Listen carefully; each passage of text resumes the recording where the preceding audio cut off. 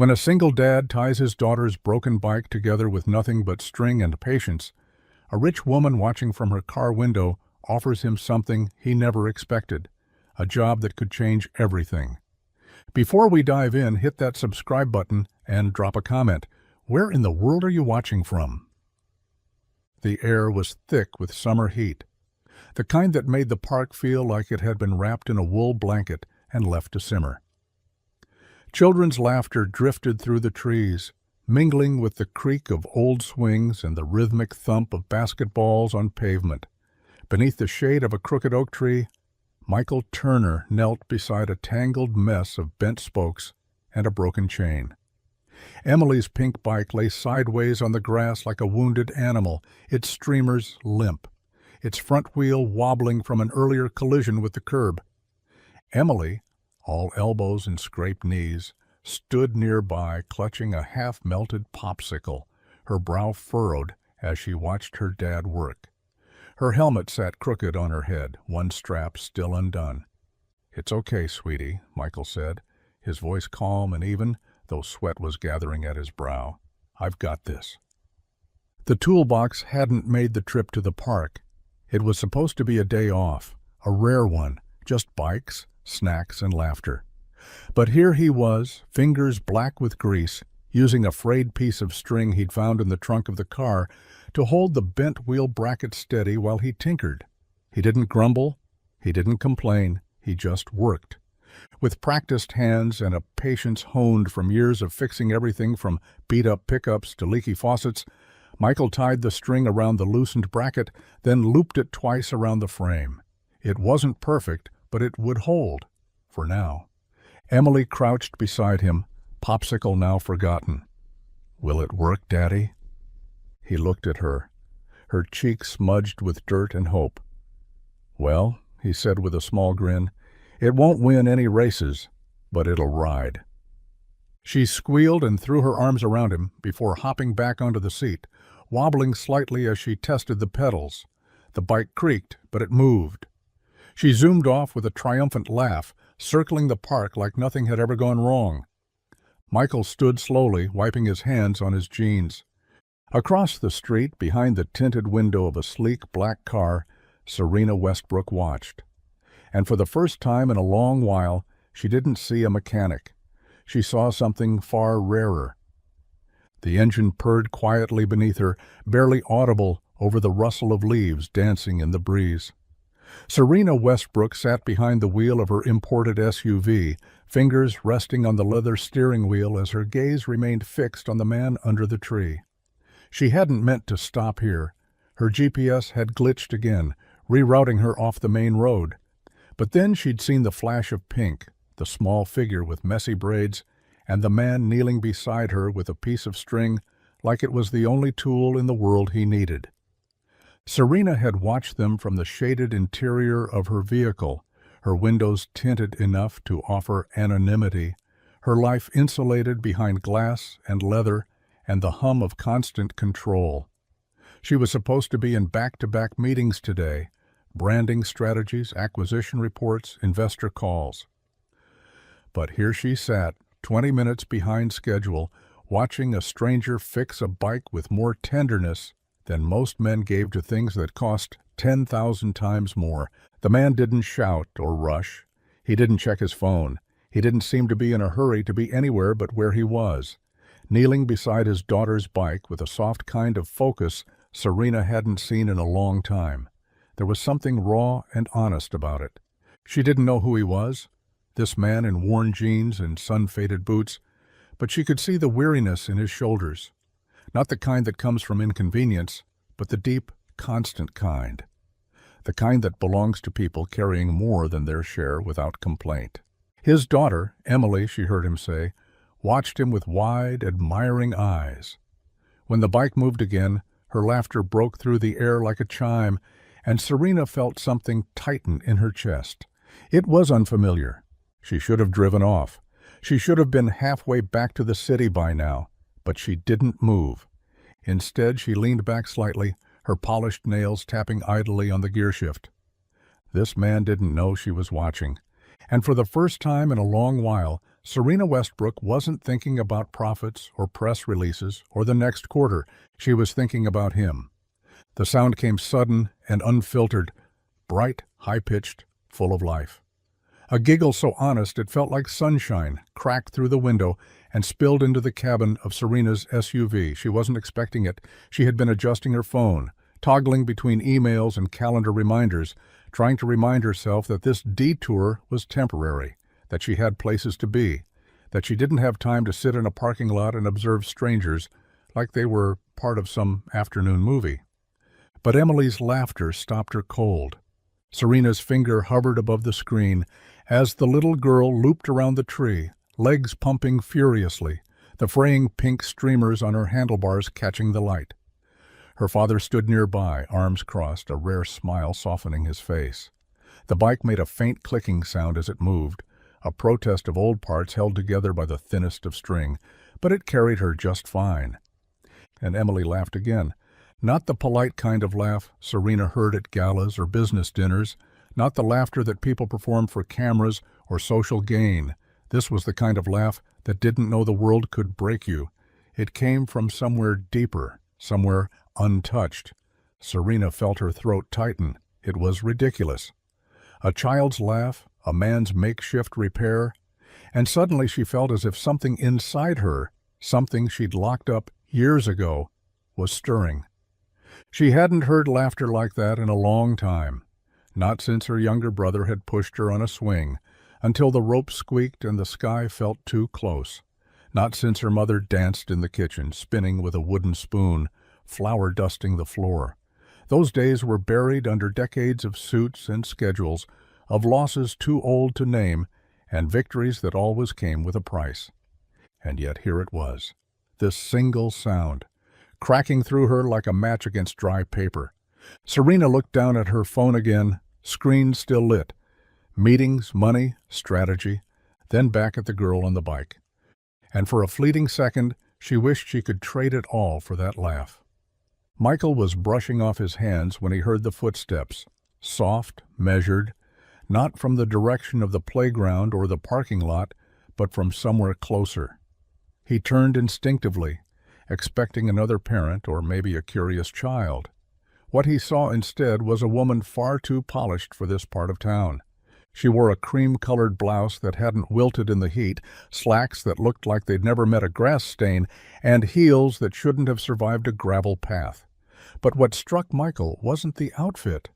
It was the way she walked, like someone used to people moving out of her way, like someone who didn't ask questions unless she already knew the answer.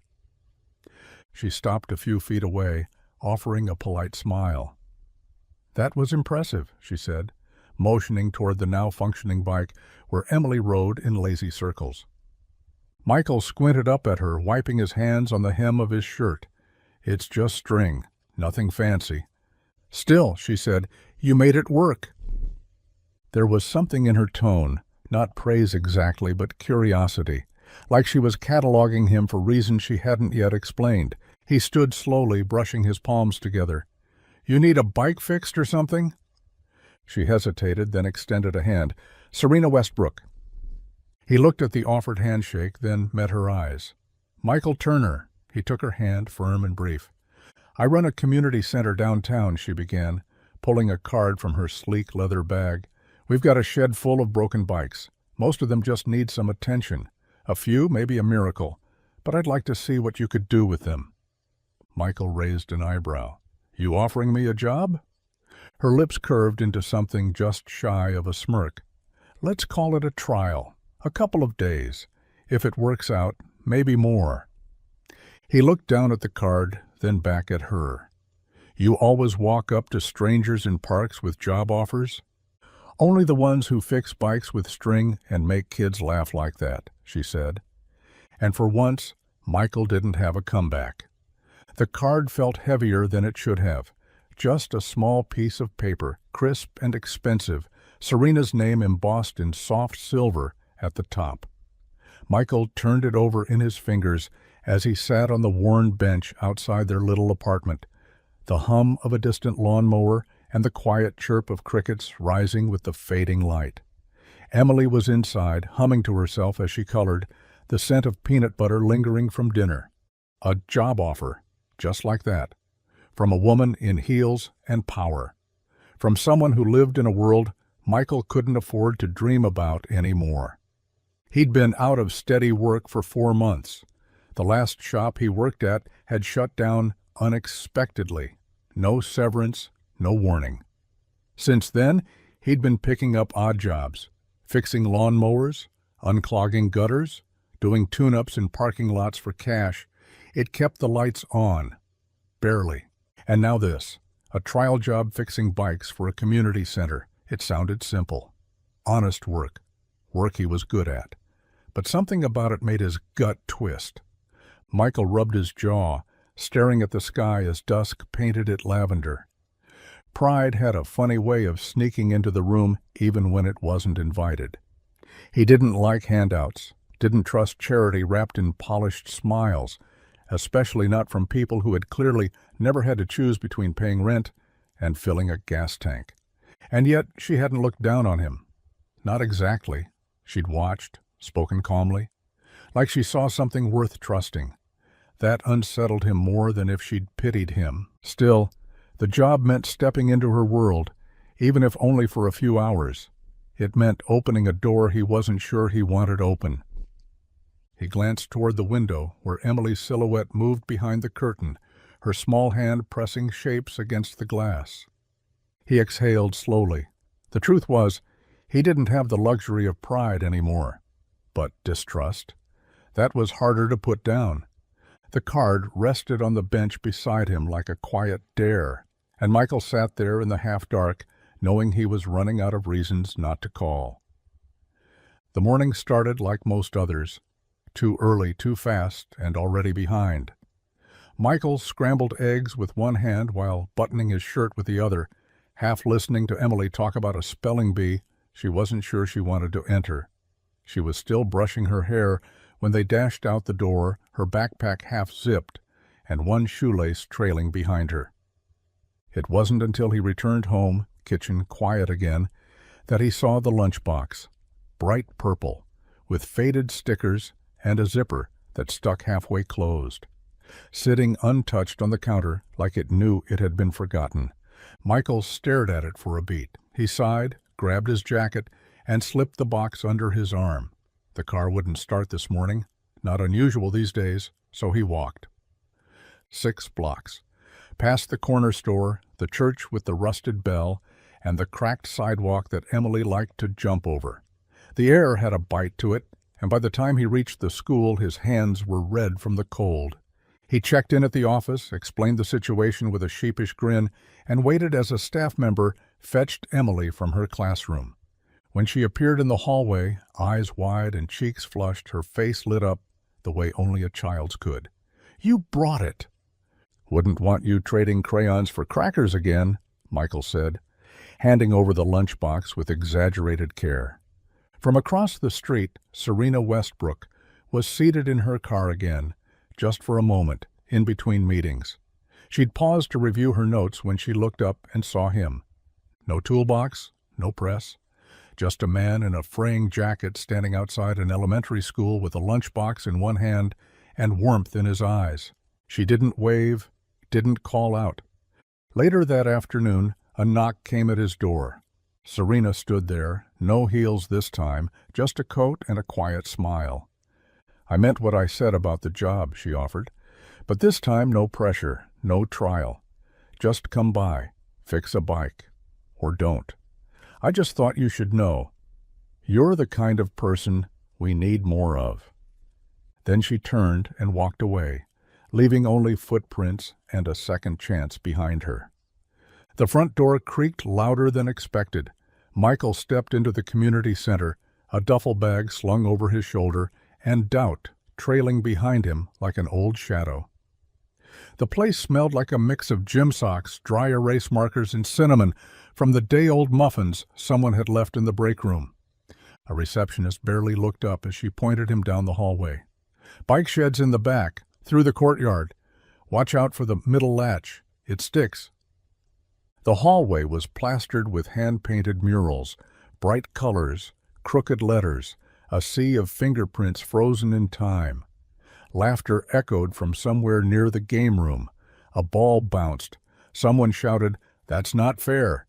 He followed the instructions and stepped into the courtyard, then through a side door that led to what could generously be called the bike shed. It looked more like a junkyard. Bent handlebars, chains that looked like they'd rusted through 3 winters, tires flat and cracked, seats duct-taped together. A unicycle, for some reason, missing a pedal and dignity. Michael stood still for a moment, taking it all in. Then he dropped his bag and sighed. A woman in her late 30s, clipboard in hand, appeared from behind a stack of folding chairs. She had her hair pulled back in a tight bun and wore sneakers that said she'd seen every type of spill imaginable. "You're the guy Serena sent?" she asked, skeptical already. "Michael Turner," he replied, extending a hand. She didn't take it, just gave him a tight nod. "I'm Renee. I run the youth rec programs here. These bikes, well, they're not here for decoration. The kids use them for the after-school ride club, or they did, but no one's touched them in months. We were told someone would take care of it. So, Tag, you're it." "Got it," Michael said, already rolling up his sleeves. From outside, a group of kids pressed their faces to the window, peering in. One of them, a boy with 2 big glasses, whispered, "He's going to quit by Friday." Michael smirked and reached for the first wrench. "We'll see about that." The first bike fought him. The second insulted him. The third surrendered, but only after he used a trick involving a shoelace and a soda tab. Michael worked with his back to the door, bent low, sleeves rolled to his elbows, and hands black with grease. The afternoon sun filtered through the shed's warped windows, lighting the dust in golden streaks. It was loud, kids arguing over snacks outside, a basketball thudding against the wall, someone playing music from a phone with broken speakers, but Michael barely noticed. He was in his element. There was something peaceful about the chaos of broken things. Unlike people, bikes didn't lie. They didn't hide their damage. They just needed patience, attention, and a steady hand. By early afternoon, 3 bikes sat upright by the exit, tires inflated, chains oiled, ready to ride. Michael leaned against the workbench, wiping sweat from his brow with a rag that had long ago given up being clean. He was about to pack up when the door creaked open and a cluster of kids spilled in like marbles from a tilted jar. One boy, all elbows and scowls, pointed, "You fixed that red one?" Michael nodded. "Give it a try." The boy hopped on like he was born to it. One shaky loop around the courtyard, and then he shouted, "It actually works!" Another kid stared up at Michael, suspicious but curious. "What's your name?" "Michael." The kid squinted. "Can I call you Mr. Mike?" Michael paused, then shrugged. "Sure." The name stuck instantly, like a badge of unexpected respect. Outside, leaning just out of view behind a pillar, Serena watched. She hadn't meant to stay. She had meetings, emails. Her assistant had called twice, but something about the sound of the boys' laughter, the ease in Michael's shoulders, the way he spoke to the kids like they mattered, it kept her rooted. He didn't know he was being observed. That made it better. She watched as he knelt beside another bike, showing a girl how to check tire pressure using her thumb and a trick with a paperclip. Serena folded her arms, a small smile tugging at her lips. Maybe he wouldn't quit by Friday. Maybe, just maybe, he'd build something here. Michael wasn't sure what made him say yes. Maybe it was the way Serena had asked, not like someone used to being told no, but like someone trying not to hope too hard. Or maybe it was Emily, who clapped her hands and gasped when she heard the word dinner, as if they'd just been invited to a royal banquet. Either way, they found themselves at Serena's house that Friday night, standing in a kitchen that looked like it belonged in a magazine, granite counters, pendant lights, and chairs that Michael wasn't sure were meant for sitting. He felt out of place the moment they stepped inside. His flannel shirt felt too worn. His boots tracked dust across her spotless floor, and he couldn't stop checking to see if Emily had smudged anything with her fingers. Serena, for her part, was trying. She wore jeans and a soft sweater instead of her usual sleek armor, and her hair was down, curling slightly at the ends. She burned the first batch of garlic bread, apologized too many times, and cursed under her breath when she realized she only had 2 matching forks. "It's not usually like this," she said, placing mismatched plates on the table. Michael smiled, easing into the chair with a slow exhale. "Good. I'd be uncomfortable if it was." Emily giggled and swung her legs under the table, fascinated by the tiny bowls of lemon water Serena had placed out for cleaning fingers. "Like at fancy restaurants," she explained, blushing. Dinner was pasta, overcooked but earnest. Serena poured wine for herself and offered apple juice in a wine glass to Emily, who beamed at the presentation. Conversation started slow. Serena asked about the bike shed. Michael answered with one-word replies. Emily talked enough for all of them, describing each kid by name and what they were like, especially the one who called her dad Mr. Mike. By dessert, something shifted. The laughter wasn't forced. Michael leaned back in his chair, and Serena didn't reach for her phone once. As they walked to the car later that night, Emily took Michael's hand and whispered, "I like her." He didn't answer right away, just glanced back at the front door, still half open, warm light spilling onto the porch like an invitation he hadn't known he wanted. The house was quiet, the kind of stillness that only crept in after a long day, and a little girl's soft breathing filled the silence from behind a closed bedroom door. Michael sat on the edge of the worn couch, elbows on knees, the flickering light of the muted TV painting shadows across the walls. The wine Serena had sent home with him sat untouched on the counter. He'd told her thank you, smiled when he said it, but the truth was he wasn't ready for that kind of softness yet. In his hands he held the picture frame that never quite stayed in one spot. Sometimes it lived on the nightstand, sometimes on the bookshelf. Tonight, he'd pulled it from the drawer where he kept the things that still ached. The photo inside was simple, candid. His late wife Rachel was laughing, mid-sentence, head tilted back just slightly, her eyes squinting at him like she'd just said something she knew he'd tease her for. He'd snapped the picture without her knowing, and she hated it. But it was his favorite. He rubbed his thumb along the glass. "Been a while since we talked," he murmured, voice barely above a whisper. There were moments, good moments, like tonight, when he almost forgot what grief felt like fresh. When he heard Emily giggle at Serena's fancy water bowls, and something in him wanted to believe it was okay to smile again. But those moments were fleeting. Michael leaned back, resting his head against the cushion. Rachel had been the one who pulled him out of himself, who believed in every version of him, even the ones that hadn't arrived yet. Losing her had been like someone took the air out of his lungs and told him to keep running. He hadn't let himself get close to anyone since. Not really. Because getting close meant risk. It meant opening doors that grief had closed for a reason.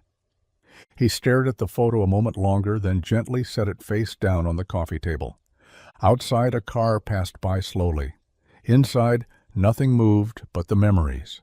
And somewhere deep inside, Michael wondered if the wall he'd built to protect his heart was now the very thing keeping him from feeling alive again.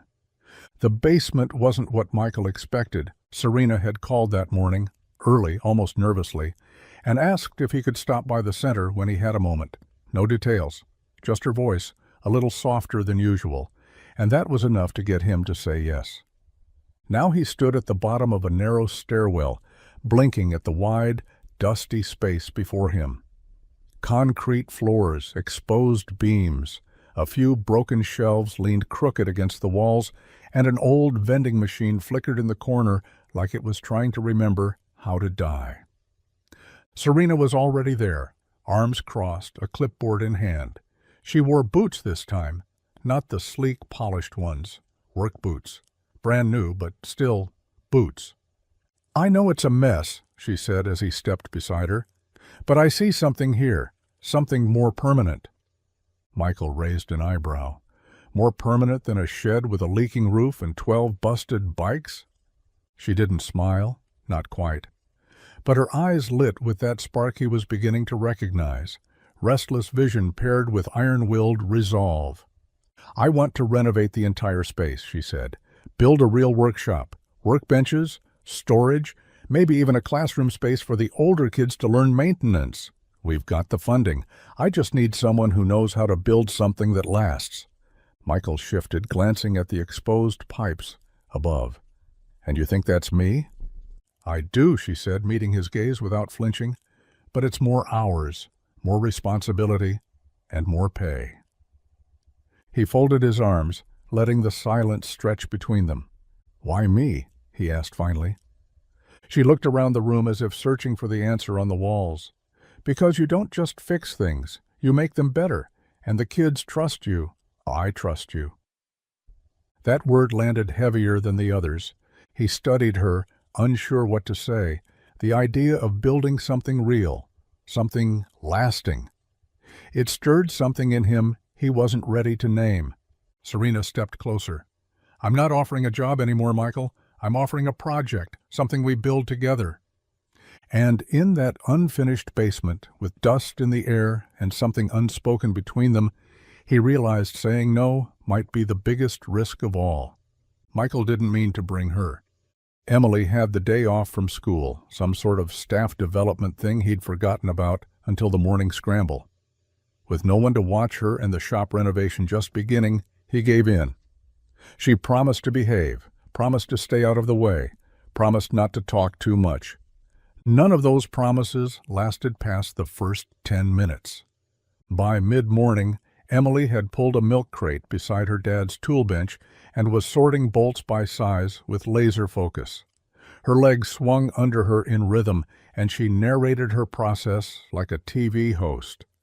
"These go here, these are tiny ones, and these—" She paused, holding up a rusted washer, "are probably just trash." A group of kids peeked into the new space, curious. They'd heard rumors about what was happening down here, that the shed was being replaced, that there'd be workbenches and real tools and maybe even snacks. But what drew them in wasn't the smell of fresh wood or the sight of Michael laying out blueprints. It was Emily. Within an hour, she had 3 kids helping her sort parts, 2 others listening as she explained the difference between the spinny thing and the pokey thing, and one wide-eyed little girl hanging on her every word as if she were the mayor of tools. Michael watched from the corner of the room, arms crossed, a bemused smirk tugging at the corner of his mouth. "Looks like I've been replaced," he muttered. Serena appeared beside him, holding 2 coffees. She handed him one without a word, then nodded toward the growing cluster of kids at Emily's crate. "She's got leadership in her blood," Serena said. "And maybe a bit of marketing, too." Michael chuckled. "She's definitely not shy." "No," Serena agreed, watching Emily show a boy how to use a wrench with more patience than most adults. "She's not. She's something else." And for the first time in a long while, Michael didn't feel like he was navigating the world alone, not with his daughter beside him, not with Serena watching the same dream unfold. Maybe, just maybe, they were building something none of them had expected. The kitchen smelled like smoke, and not the good kind, the kind that clung to your clothes and whispered, "You tried, but you really shouldn't have." Michael stood at the stove with a spatula in one hand and a look of defeat in the other. The pan of what was supposed to be lemon butter chicken now resembled something closer to charred regret. The rice was sticky in the wrong way, and the vegetables had gone from crisp to sad in under 10 minutes. He glanced at the clock. Serena would be there in 20. "Dad?" Emily peeked in from the hallway, nose crinkling. "Is something dying?" Michael sighed, tossing the spatula in the sink. "Dinner." They opened the windows, lit a candle, sprayed something that smelled like pine and desperation. And when Serena arrived, right on time in jeans and a ponytail, Michael greeted her at the door with an apology and a sheepish grin. "I hope you like takeout," he said, "because I tried to impress you, and now my skillet is a crime scene." She laughed. Not politely, really laughed. They ordered from the Thai place 3 blocks away, the one with the slightly sticky menus and the best peanut sauce in town. Emily took charge of setting the porch table, paper plates, mismatched napkins, and the single candle from the kitchen now flickering bravely between cartons of noodles. They ate with plastic forks and bare feet, the porch creaking under them like it was in on the joke. Serena talked more than she usually did, about growing up in a house where no one cooked, where takeout was the norm and silence was expected. Michael told her about the first meal he ever made for Rachel, also a disaster, also salvaged by delivery. Emily interrupted often, telling stories halfway and laughing too hard to finish them. Neither adult minded. By the time the food was gone, their legs were tangled under the table, the sky had gone deep indigo, and Serena leaned back in her chair with a smile so soft it caught Michael off guard. "Next time," she said, "we burn dessert too." And somehow the night felt perfect. Flawed, simple, human, perfect. The reporter showed up with a notebook, a camera, and a smile that was just a little too eager. Serena had arranged it, nothing flashy, just a feel-good piece for the Sunday edition. "Local mechanic breathes life into community center," or something like that. She thought it might help secure future donations, maybe bring in more volunteers. What she hadn't expected was how quickly Michael's expression changed the moment the reporter stepped through the door. He stiffened. The warmth in his voice dropped a notch. He went from being the guy showing kids how to grease a chain with a toothbrush to the guy quietly retreating to the back corner, pretending to inventory spare tires. Serena noticed. The reporter didn't. She circled the space asking kids how they liked the new bikes, snapping photos of paint-streaked hands and proud, crooked grins. When she finally made her way to Michael, he gave the bare minimum, his name, what he did, a brief "just happy to help" before drifting away again. After the interview, when the kids had gone home and the room was filled only with dust motes and late sunlight, Serena found him in the workroom, sorting tools like they needed to be organized by emotion. "You okay?" she asked gently. He didn't look up. "Fine." She leaned against the doorframe. "You disappeared back there." Michael hesitated, then exhaled. "I don't like cameras. I don't like attention." "Why?" she asked, her voice quiet but firm. He set down a wrench and finally turned to face her. "Because attention comes with questions, and I'm not really interested in explaining myself to strangers who'll forget my name as soon as they hit publish." Serena nodded slowly. "Fair." But something deeper lingered in his eyes, an old scar, not yet healed. And as much as Serena wanted to press, she didn't. Not yet. Instead, she stepped forward, resting her hand lightly on his arm. "You don't have to share anything you're not ready to," she said, "but I'm not a stranger." He met her gaze, quiet and unguarded for just a second. And that silence said more than any headline ever could. The sun was dipping low, casting amber light across the porch as Emily lay sprawled on her stomach, coloring a princess with a wrench in one hand and a bike helmet on her head. Serena sat nearby on the porch swing, sipping iced tea, pretending to read a book that had been stuck on the same page for the past 10 minutes. Michael was still at the center, finishing up inventory with one of the older kids. Emily had begged to stay behind with Serena, something about wanting to show her how she drew bike fairies. Serena had agreed, unsure why the request had moved her the way it did. Emily glanced up from her drawing. "Can I ask you something?" Serena smiled, closing the book softly. "Of course." The little girl's voice was innocent, casual, but curious. "How come you don't have any kids?" Serena blinked. The question landed with no warning, no malice, just pure wonder from someone who didn't yet know the weight behind silence. She opened her mouth, but nothing came out at first. Emily waited, her crayon still poised in the air. There were 1,000 answers Serena could have given, some polite, some evasive, some true. But the real one, the one she never said aloud, lived in a locked room somewhere deep inside, full of closed doors, decisions made for her, and a grief that never quite took shape but always found a way to echo.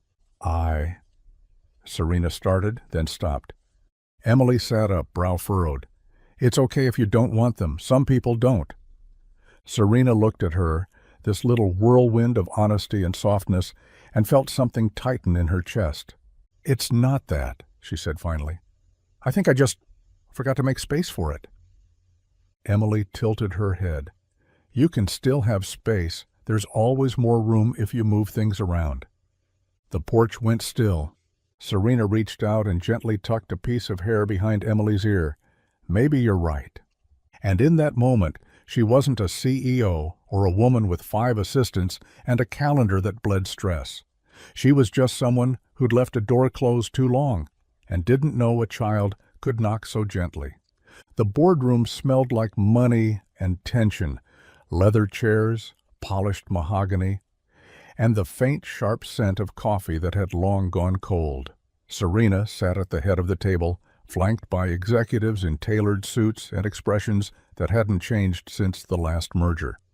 The projector on the far wall clicked to the next slide, but no one was looking at it anymore.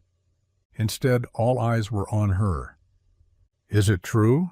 Asked Gregory Marsh, the CFO, voice calm in the way a shark circles calmly before it strikes.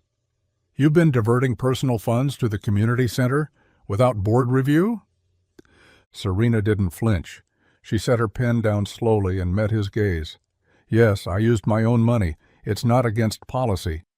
Technically, no, came the legal officer's voice, but in context, especially with your name attached, it creates risk, liability, perception issues. Perception, that word again. We're a tech conglomerate, Serena, someone else chimed in. Not a charity. What happens if the press runs a story and people start thinking our CEO's off playing house with a mechanic and a bunch of kids? There it was, the mechanic. Serena felt the familiar burn rise in her chest, the one that usually fueled 12-hour days and ironclad pitches. But this was different. She wasn't angry because of their scrutiny. She was angry because, for the first time in years, she actually cared about something that couldn't be measured on a quarterly report. She stood smooth and deliberate. Let me be clear.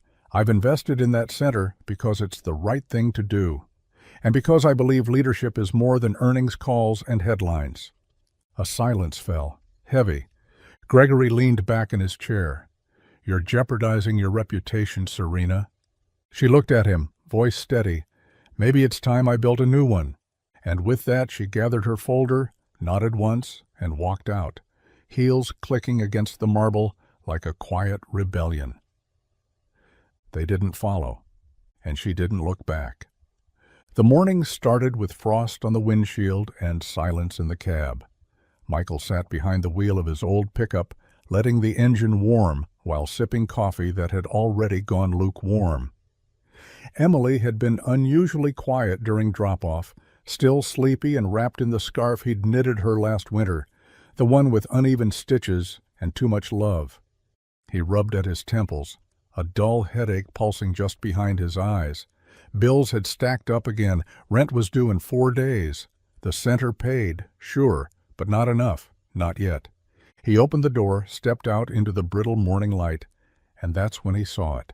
An envelope, plain, white, tucked beneath the wiper blade like a forgotten receipt. Michael pulled it free, hesitating. No name, no note, no markings. Inside, cash, 50s, a thick stack of them. He stared at it, fingers frozen, heart beating faster than he liked. Someone had left this for him, quietly, deliberately, and he didn't need a signature to know who. He glanced around the empty street, scanned the quiet sidewalk, but no one was watching. Still, it felt like someone was. He climbed into the cab again, the envelope sitting heavy in his lap like a question he didn't know how to answer. Serena, of course it was her. He could see her now, dropping it off in the early dark, convincing herself it was kindness and not charity. He didn't touch the cash again, didn't count it.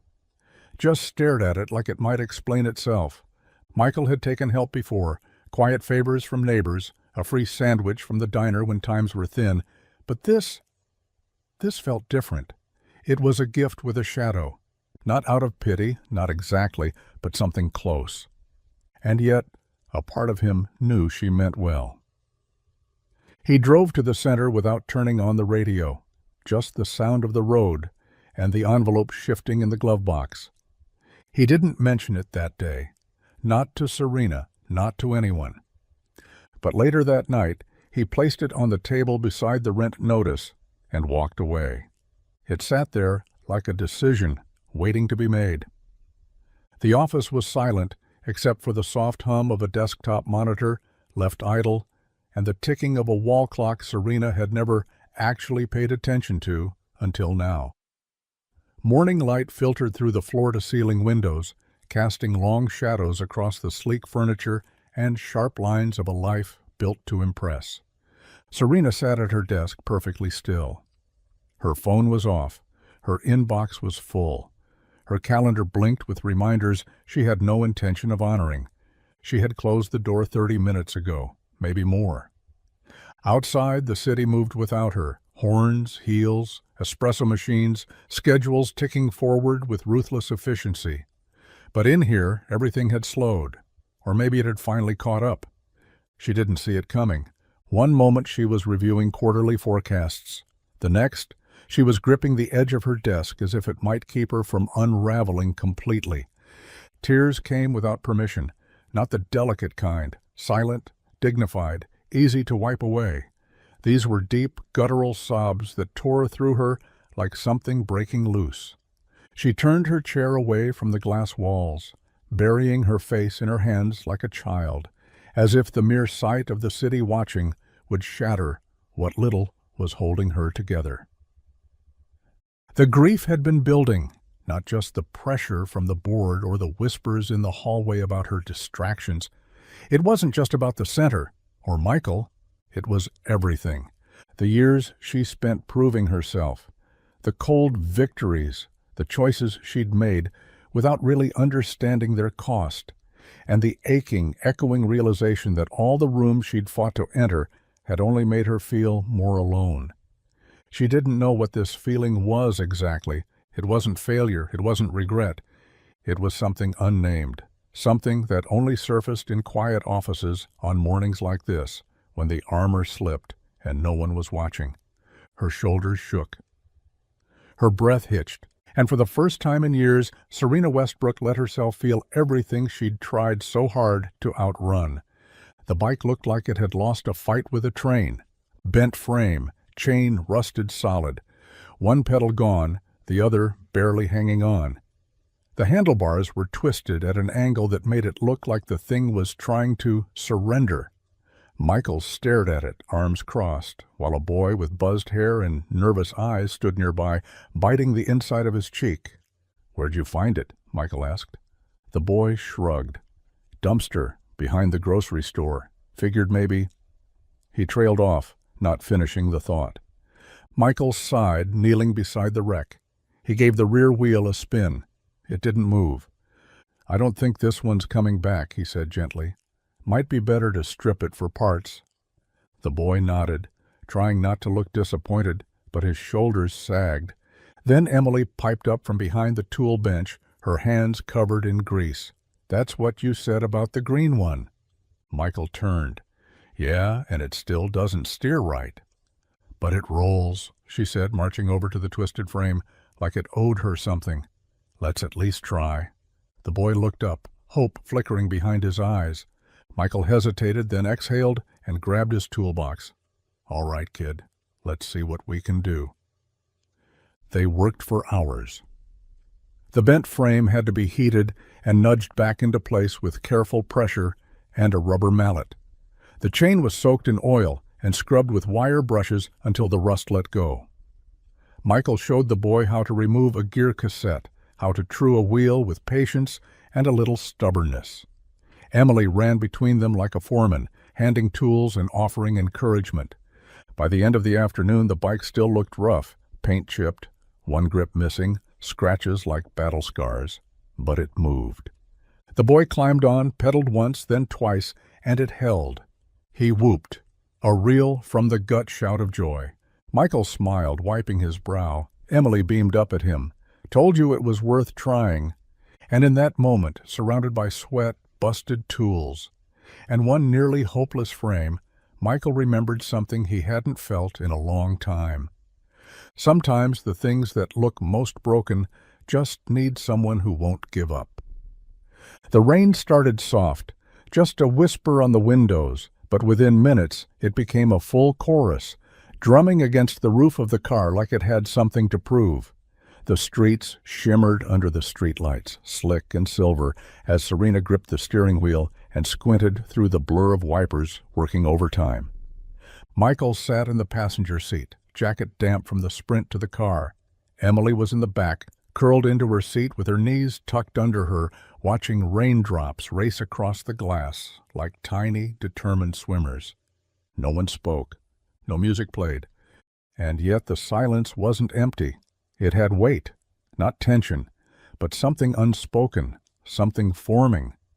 Serena kept her eyes on the road, but she could feel Michael glancing at her now and then. Not studying, not judging, just present. And that, somehow, made the air feel different. He cleared his throat once, thought better of speaking, then leaned his head back against the seat with a quiet sigh. Emily broke the stillness with a soft voice. "It smells like rain in here." Serena smiled faintly. "It's one of my favorite smells." "Mine, too," Michael said. "Always reminds me of being a kid. No matter how bad the day was, if it rained, it felt like the world hit pause." Serena's hands tightened slightly on the wheel. She didn't have childhood rain stories, just glass buildings and private drivers who never spoke unless asked to. But this pause, they were in it now. They turned onto a side street, the trees overhead filtering the glow of the city into something gentler. Water streamed down the gutters. The wipers creaked. Still, no one asked for music. At a red light, Serena finally spoke. "I used to hate driving in the rain, but this doesn't feel so bad." Michael glanced over at her. His eyes weren't guarded this time. "That's because we're not rushing anywhere." They pulled up to the curb outside his place, and Michael turned to thank her. But for a moment, neither of them moved. The engine idled. The storm kept going.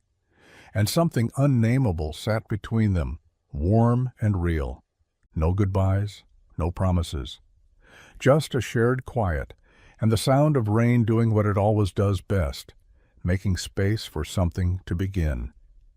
The garage wasn't much to look at from the outside, a crooked door with chipped paint, a single hanging bulb that flickered when the wind hit just right. The driveway was cracked and narrow, tucked behind Michael's modest house where weeds grew between the concrete like they belonged there. But Serena followed him anyway, stepping carefully in heels she now regretted wearing, her coat wrapped tightly around her shoulders as the evening chill settled in. Michael opened the garage door with a grunt. It groaned in protest, rising slowly to reveal what could only be described as controlled chaos. Bikes leaned against every wall, some halfway restored, others gleaming like new. A workbench sat in the corner, littered with tools, coffee mugs, and a half-eaten granola bar that looked a day too old. A string of mismatched Christmas lights stretched across the ceiling, casting the space in soft, uneven color. Serena took a cautious step inside, her eyes sweeping the room. "It's humble," she said finally. Michael let out a quiet laugh, wiping his hands on a rag. "Yeah, that's the polite word." She turned to him. "You really fixed all of these?" He nodded, walking over to a silver cruiser with purple handlebars. "This one came in with 2 wheels and a frame. Nothing else. Took me 2 weeks. The girl who rides it now hasn't stopped smiling since." She wandered to another, a mountain bike with a faded blue frame and mismatched tires. "And this one?" "Belonged to a kid who said nothing in his life ever worked. Not school, not home, not his bike. So I made this one work." Serena said nothing, her hand gently resting on the seat. Michael looked around the cluttered space, then back at her. "I know it doesn't look like much. But this is everything to me. It's where I come to breathe." She turned to face him fully, her expression softer than usual. "It's more than everything. It's proof." He raised an eyebrow. "Proof of what?" "That broken things can still be whole again," she said quietly. And in that flickering garage, surrounded by second chances and worn-out parts, Serena Westbrook saw the beauty in the mess for the very first time. The fundraiser buzzed with polite conversation, clinking glasses, and the faint echo of a jazz trio playing just off stage. The community center had never looked more elegant. Paper lanterns hung from the rafters, tables dressed in white linens, and kids darting between adults like joy in motion. Serena moved through the room like a practiced host, smiling, nodding, exchanging handshakes, and making introductions with ease. She wore navy tonight, simple but sharp, her hair pinned up in a way that made her look even taller. A walking headline. Michael stood by the punch bowl, uncomfortable in the one suit he owned. The tie Emily had picked out was a little too bright, and his shoes pinched, but he didn't fidget. He watched Serena from across the room, marveling at how she shifted from one world to another without missing a beat. But when she spotted him, something softened. She crossed the room slowly, the music dipping into a slower rhythm, as if the moment had been planned. "You clean up well," she said, holding out her hand. Michael hesitated, then took it. She led him to the dance floor, a space no bigger than a parking spot, but it felt like a stage. Couples swayed nearby, and eyes turned to them, curious, surprised. He placed one hand at her waist, the other in her hand. The music wrapped around them, smooth and unhurried. "I haven't danced since," he began, then stopped. "It's okay," Serena said softly. Just move with me." They did. The world shrank. Voices faded. It didn't matter that people were watching. It didn't matter that some of them whispered. In that moment, it was just two people from different stories moving to the same beat. He stepped on her toe once. She laughed, quick and genuine. "Sorry," he whispered. "Don't be," she replied, leaning just a little closer. "I think this is the first time I've felt normal in a long time." As the music swelled and faded, they kept moving, slow, steady, real. And for those few minutes, the fundraiser wasn't about money or headlines or public approval. It was about something quieter, something beginning. The offer came in a thick envelope, crisp and official, handed to Michael by a man in a gray suit who didn't bother pretending to care why the bikes in the center's shed squeaked less than they used to. Michael opened it in the quiet of the break room, Emily's drawing taped to the fridge behind him, and Serena's laughter echoing faintly from the courtyard where she was helping serve lemonade. He read the first few lines twice, then set it down and rubbed the back of his neck. Vice President of Community Engagement. Relocation package, 6 figures, travel stipends, company car. It was everything he'd never had, everything they said a man like him should want. Serena didn't know yet. She hadn't mentioned it, hadn't pressured him, but Michael knew it had come from somewhere high up. Someone saw what he was doing here, the kids fixing more than just handlebars, the volunteers growing in number, the shed-turned workshop with walls now covered in thank-you notes. They saw results. What they didn't see was the why. He walked out to the courtyard, found Serena by the garden boxes, a smear of dirt on her hand and a half-drunk lemonade on the table beside her. "Got a job offer today," he said, the envelope tucked under his arm. She looked up, surprised. "From where?" "Your people." Her brows lifted slightly. "I didn't know they moved that fast." "They offered me everything," he said. "Title, salary, perks I didn't even know existed." "And?" she asked carefully. Michael looked around. The kids running with bikes, the mural being painted on the center's far wall, the beat-up cruiser he and Emily had fixed last week, now in full use by a kid with the loudest laugh in town. "I said no." Serena blinked. "Why?" He turned back to her, voice steady. "Because I don't fix spreadsheets. I fix things that matter. And this? He gestured around them. "This matters." For a moment neither of them spoke. Then Serena smiled, not the tight, polished kind, but something softer, grateful, proud. And in that quiet, Michael knew he hadn't just refused a job, he'd chosen a life. The cabin was nothing like Michael expected. Tucked behind a line of old pines and perched at the edge of a wide, still lake, it wasn't the glossy kind of weekend home you'd find in magazines. It was quiet, weathered, real. Wood creaked beneath their feet. The screen door moaned every time it opened. There was no Wi-Fi, no sleek automation, just a fireplace that smelled like stories, and a porch with a view that could slow your heartbeat. Serena had invited them without overthinking it. "You two need a break," she'd said, almost casually. "So do I." Emily, of course, had packed within minutes. Her pink backpack was stuffed with snacks, books, and a jar for important rocks. They arrived late Friday, and by Saturday morning, Michael found himself standing at the edge of the dock, coffee in hand, watching Emily giggle as she threw stone after stone into the lake. She was terrible at skipping them, but it didn't matter. Every splash was a triumph. Serena appeared beside him, her flannel shirt sleeves rolled up, hair pulled back, eyes clearer than he'd ever seen them in the city. "She's getting better," she said, nodding toward Emily. Michael smiled. "She thinks the water listens better if she talks to it first. Maybe she's right."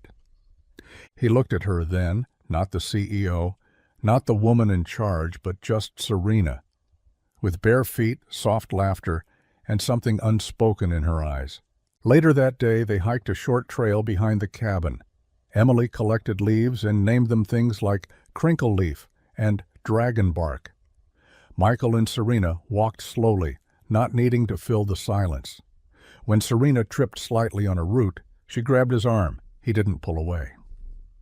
That night, after Emily fell asleep curled up with a flashlight and a book she didn't finish, Michael stepped onto the porch and found Serena already there, wrapped in a blanket, watching the moon skim the lake.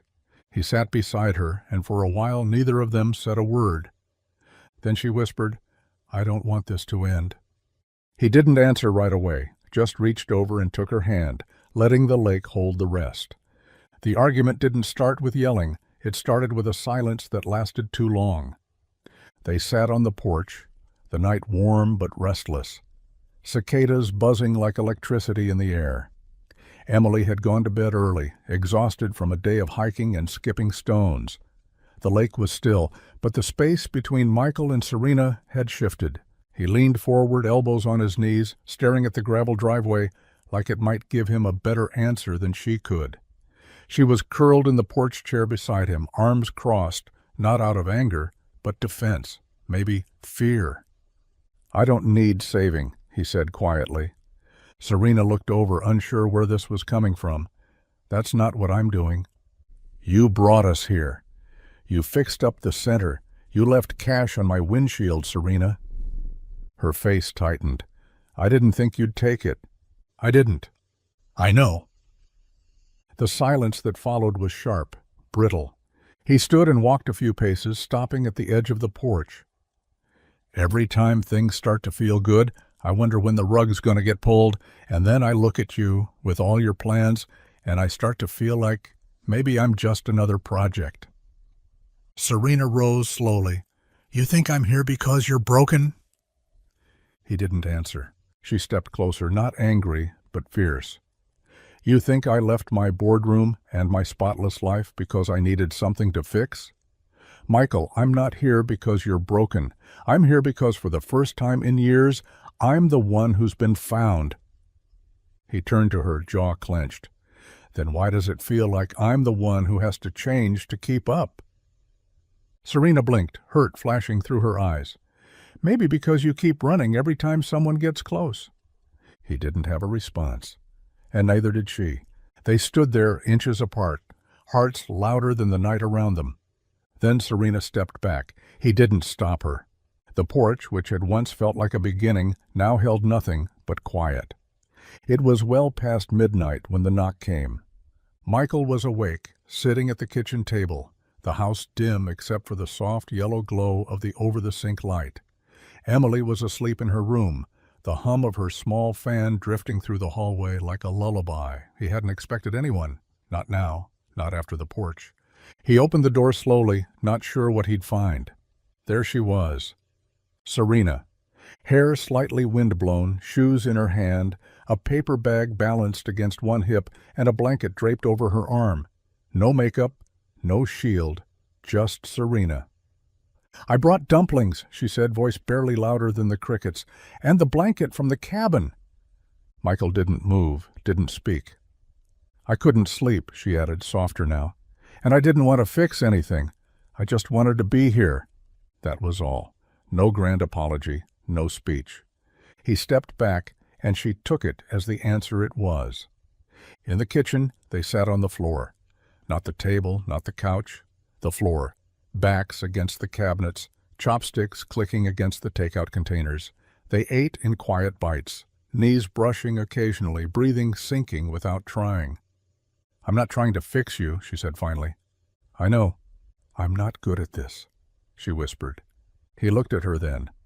Not the polished woman from the boardroom, not the poised one from the fundraiser, just her. Bare, brave. "Me neither," he admitted. She leaned her head against his shoulder, the blanket now over both of them, the takeout containers forgotten on the floor. Outside, the world kept turning. Inside, nothing moved but their breathing. There were still things to say, still wounds to name. But not tonight. Tonight she came back, and he let her in. It was a quiet Sunday morning, the kind where the world feels softer somehow. The sun slanted through the dusty windows of the workshop, casting long golden lines across the floor. Most of the kids were still at home, the center still locked up for the day, but Serena had shown up early anyway, holding 2 coffees and a look that said she was up to something. Michael raised an eyebrow when she handed him the cup and walked straight past him to the workbench. "What are you doing?" he asked, still halfway into his jacket. "I'm fixing a bike," she said, like it was the most obvious thing in the world. Michael blinked. "You... what?" She didn't respond, already dragging a rusted little number from the corner. Pink frame, 1 wheel, and a seat that had clearly lost a battle with time. Tools clattered onto the bench beside her, her movements confident, if not exactly coordinated. Michael leaned against the wall, sipping his coffee. "All right, then." For 10 full minutes, he watched in quiet amusement as she tried. She used the wrong wrench twice, pinched her finger once, and cursed under her breath 3 times, each time softer than the last. She loosened the brake cable, tightened it again, and accidentally removed a piece she wasn't supposed to touch at all. When she stepped back to admire her progress, the entire front wheel clattered to the ground. Michael burst out laughing. Serena froze, grease on her cheek, arms crossed. "Don't say it." "I'm not saying anything," he said, grinning like a man who knew better than to poke a bear. "But that bike's more confused now than it was when you started." She groaned. "I don't get it. I followed what you showed me." He walked over, kneeling beside the frame. "You tried to fix it all at once. That's not how it works. You start with one part, get that right, then you build from there." Serena looked down at him, breathing a little harder than she'd realized. "That sounds like a metaphor." "It usually is," he said, gently turning the bike upright again. "Now come on. Let's try it again, together this time." And as their hands met over the handlebars, Serena smiled. Not because she got it right, but because someone was finally showing her how to start again. The email hit Serena's inbox at 6:14 a.m., sharp, cold, and final. Funding denied. No explanation beyond strategic redirection of resources and focus on scalable community ventures. The board had voted, quietly, without her. The same people who had once praised her for thinking outside the box now wanted the box sealed, labeled, and stored, somewhere far from risk. By 7:30 she was at the center, pacing the workshop floor, while Michael read the message over her shoulder. "So that's it?" he asked, jaw tight. "I have a week," she said, arms crossed. Then we locked the doors. Neither of them spoke for a moment. Emily wandered in, sleepy-eyed and still clutching a piece of toast. "What's wrong?" Serena forced a smile. "Just a grown-up problem, sweetheart." Emily frowned, then looked at Michael. "Are we still fixing bikes today?" He hesitated, then nodded. "Of course we are." Word spread fast. By noon, the whispers had reached every corner of town. The center was shutting down. The place that had become a second home for half the neighborhood's kids was about to disappear. But something unexpected happened. By the end of the day, a local shop owner had brought by a jar stuffed with cash. "From the tip jar," he said. "Use it." A teacher from the elementary school stopped in with a folded check and tears in her eyes. "You don't know how many of my students count on this place." One by one they came, parents, volunteers, old men who hadn't ridden a bike in decades, but remembered what it felt like to be seen. They brought food, coins, stories. The mayor's assistant dropped off an envelope from the city's discretionary fund. "Unofficially," she said, "the mayor owes you one." By Friday, the whiteboard in the front lobby read, "Donations needed to stay open, $12,000. By Saturday morning, it read, "Donations received, $13,742. Michael stood beside Serena, arms folded, staring at the number like it might vanish. Serena wiped at her eyes with the back of her hand, laughing softly. "I thought we were alone in this." Michael shook his head. "You forgot. We build things that matter." And this town, it showed up not because someone asked, but because someone didn't have to. The offer came wrapped in polite words and a polished handshake. An opportunity from a bigger nonprofit downtown, one with high ceilings, clean funding streams, and a shiny new facility that didn't leak when it rained. Michael had been invited to tour it. Just a quick look, they'd said. No pressure. But as he walked the gleaming halls, lined with motivational posters and rows of identical bikes polished to perfection, something in him felt off. It was too clean, too quiet, too safe. The offer was generous, more than he'd ever made. A salary with benefits, paid vacation, resources that could have made his work easier. They wanted him to run their new mechanics program, structure it, teach it, elevate it. But they didn't know him. They hadn't seen the shed when it still had a leaky roof and a box of mismatched bolts. They hadn't watched Emily draw fairies on the storage cabinets or seen Serena cry in the hallway after the funding was pulled. They hadn't seen the things that mattered. That evening, Michael walked back into the center. The kids were loud again, arguing over who got the purple helmet, someone yelling about missing brakes, music playing from someone's cracked phone speaker. The walls were still uneven. The floor still squeaked in that one spot. And he smiled. Serena was at the front desk, sorting through paperwork, a pencil stuck behind her ear. She looked up when he walked in. "Well?" He didn't hesitate. "I said no." Her eyes searched his. "Are you sure?" "Yeah," he said simply. "They had everything except this." She didn't ask what this meant. She didn't need to. Michael crossed the room and leaned on the counter, watching as two kids fought over a socket wrench, and Emily tried to referee with a glitter sticker sheet. "This is home now," he said. "Not because it's perfect, but because it's real." Serena reached out and squeezed his hand gently, and in that small, wordless gesture, Michael knew he hadn't just turned down a job. He'd chosen a place where what he built didn't just work, it mattered.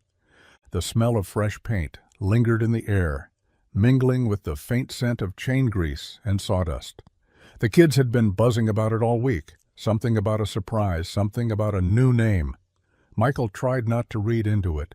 He figured it was a thank you banner or a cake with too much icing. He wasn't expecting a sign. Serena stood beside him that morning, arms folded, her smile quiet and proud. Emily danced in circles near the front door, trying to keep a secret she wasn't very good at keeping. "Close your eyes," she said, tugging on Michael's hand. "It's better if you don't peek." He gave in, let her lead him outside, chuckling under his breath. When the others called out, "Okay, open them," he blinked at the sight before him. Above the double doors of the newly finished bike shop space, hanging from sturdy hooks and framed in reclaimed wood, was a bold sign with hand-carved letters, "Turner and Westbrook Bike Haven. Built with grit, powered by hope." Michael stared at it. The air caught in his throat. Serena stepped closer, voice low. "I know you don't love the spotlight, but you built this, Michael. You gave it its heart." He turned to her. "So did you." Emily chimed in, arms spread wide like she was unveiling a masterpiece. "We voted on the name. The kids all agreed it should be both of you." Michael looked at the sign again, then at the group of kids and volunteers gathered around. Some had grease on their cheeks, others were clapping, grinning, trying to act casual. And for a long moment he just stood there, taking it in. Not the sign itself, but what it meant. It wasn't about ownership, it wasn't about recognition, it was about being seen, being part of something. Serena slipped her hand into his. He didn't let go. The door swung open behind them, and a kid shouted, "All right, who's ready to ride?" Michael smiled. "Let's get to work." Because now it wasn't just a shop, it was theirs. It was a quiet Tuesday evening, the kind of day no one would ever circle on a calendar. The center had closed for the night, the lights dimmed, the tools packed away. Michael and Serena sat on the back steps, sharing the last of a lukewarm coffee, the air still warm with the tail end of summer. The moon hung low above the rooftops, and from somewhere down the street came the sound of laughter, kids biking home late, their wheels clicking into the night. Michael held something small in his hand, wooden, worn. He turned it over with his thumb, tracing the grooves he'd carved over the last few nights in the quiet moments after Emily fell asleep. Serena was talking about something, plans for the fall, maybe a new after-school program, but she stopped when she noticed his silence. He offered her the object, palm open, a bike bell, hand-carved, sanded smooth, simple, not flashy, not store-bought, just real. She took it gently, eyes scanning its details. On the top he'd etched two tiny initials, T and a W. Her breath caught. "No ring?" she teased, though her voice had gone soft. Michael shrugged. "You already got the center." She laughed, quietly, but it filled the air around them like music. Then he looked at her, all humor fading. "I don't have a speech, don't really have a plan, but I was thinking—" He paused, rubbing the back of his neck. "Maybe we could ride through life together." Serena stared at him. No walls, no corporate polish, just her heart suddenly wide open. "I don't need a speech," she whispered. "I just needed that." She leaned in, rested her forehead against his, the bike bell still clutched in her hand. No audience, no flowers, just the creak of the steps beneath them and the hum of possibility stretching into the night. And as they sat there hand in hand, neither of them needed to say yes out loud. Because sometimes love doesn't arrive with fireworks. Sometimes it just rings quietly, and rings true. The center hadn't changed much on the outside. Still the same wide doors with the carved wooden sign, still the same paint-chipped ramp leading up to the entrance. But inside the place had grown, not just in size, but in soul.